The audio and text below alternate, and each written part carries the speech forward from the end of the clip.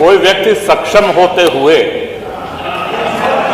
समर्थ होते हुए, संपन्न होते हुए, आप कितना भी नाम में सिर हिला ले, इवन एक कहावत है,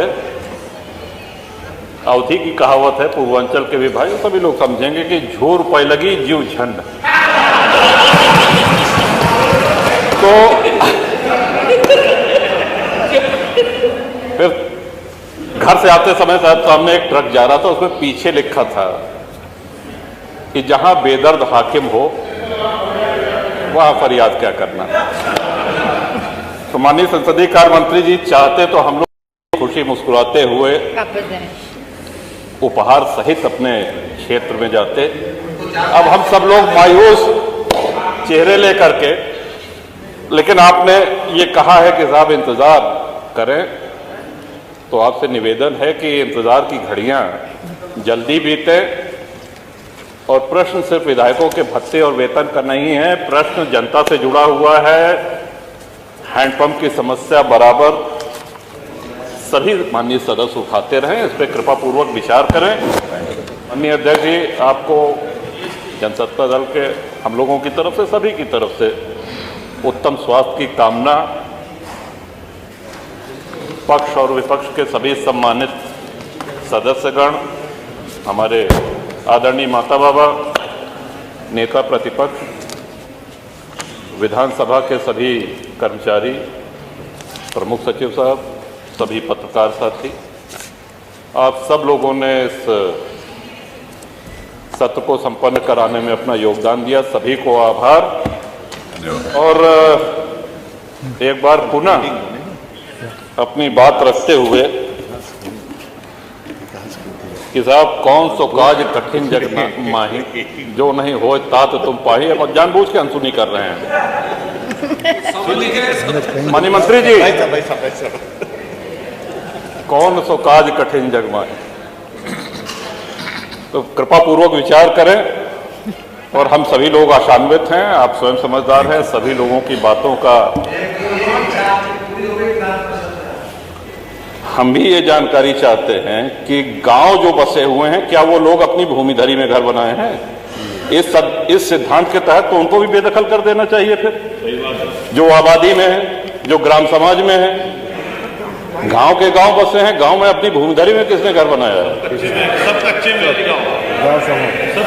तो कौन सा विकास कर रहे हैं? लोग सड़कों पे आ जाएंगे। और जब उस समय अंग्रेजों के बंगले, अगर प्रयाग की ही बात की जाए, तो सिविल लाइन में भारतीयों को घर लेना निषिद्ध था, मना था, वहां सिर्फ अंग्रेज रह सकते थे। अपनी सेवा के लिए उन्होंने गाड़ीवान, कोचवान, बग्घी चलाने वाले, धोबी, माली, खानसामा, इन लोगों को वहां पे स्थापित किया, जो पुष्ट दर पुष्ट वहां पे चले आ रहे हैं। सागर पेशा एक बहुत बड़ा आंदोलन है प्रयागराज का। एक बहुत बड़ी संख्या में आप हजारों लाखों लोगों को बेघर कर देंगे। 3200 प्रार्थना पत्र लंबित हैं, 2300 लोग ऐसे हैं जिन्होंने अपनी किस्त जमा कर दी है। और हमारी जानकारी तो ये भी है कि हाईकोर्ट इलाहाबाद भी नजूल की भूमि पे है, कई सारे जजेस के घर, हमारी जानकारी। तो उसको भी खाली करा दिया जाएगा। Public service commission, public service का कितनी ये गंभीर, कौन सा विकास इसमें करेंगे? लाखों लोग बेघर हो जाएंगे। और मैं नहीं समझ पा रहा हूं कि किस मजबूरी में, किसके कहने पर, किन अधिकारियों की फीडिंग पर ये ले आया गया है।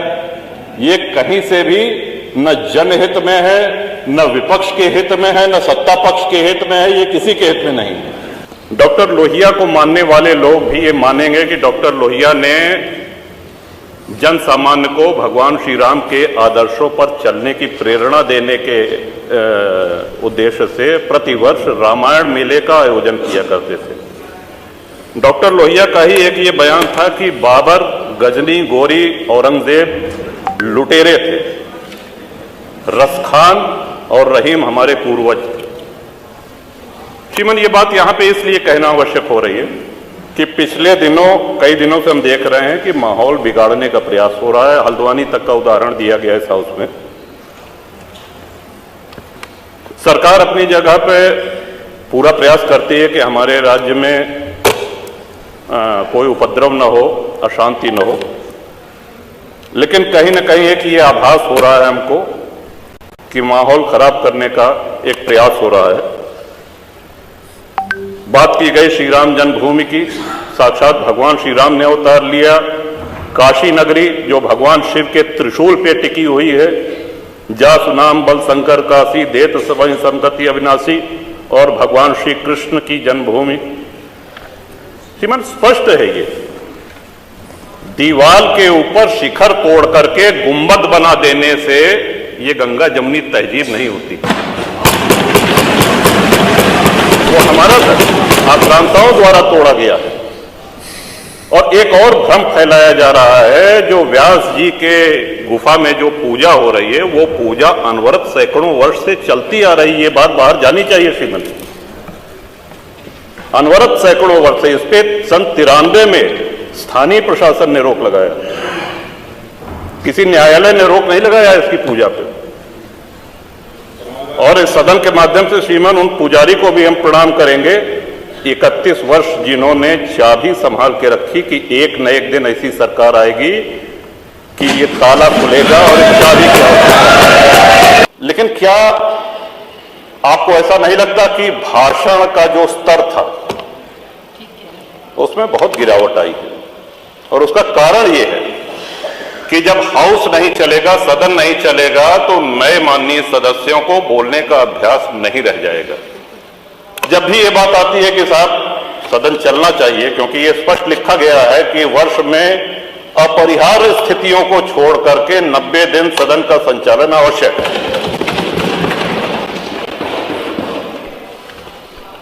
लेकिन दुख इस बात का है, चाहे जो दल सत्ता में रहे, जब इसकी चर्चा होती तो बहस इस पे होने लगती है कि साहब आपके समय में 19 दिन चला था, मैंने 20 दिन चलाया, या आपके समय में 20 दिन चला तो मैंने 21 दिन चलाया, और चर्चा यहीं पे हो हल्ला होकर के समाप्त हो जाती है। ये रिकॉर्ड तो बताया जाता है कि सबसे कम किसने चलाया, दूसरे नंबर पे कौन था, ऐसा भी हुआ कि इतने दिन सदन चला, इतने दिन।